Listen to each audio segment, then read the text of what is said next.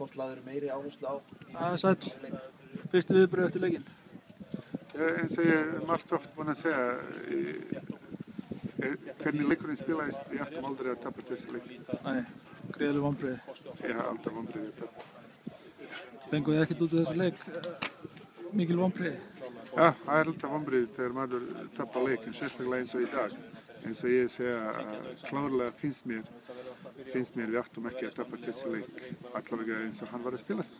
Já, fannst þið vera betri aðlinn í leiknum?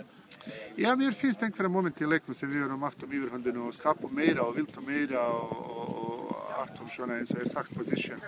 En vanta upp á smá kannski bæði einbeitingu og gæði til að klára betra færi. Næsti leikur á móti IBF heima, hvernig leggst það niður? Bara eins og allir, við hlokkum til, undirbúum okkur vel og vonandi getum gert betur heldur en dag. Takk fyrir. Sömuleiðis.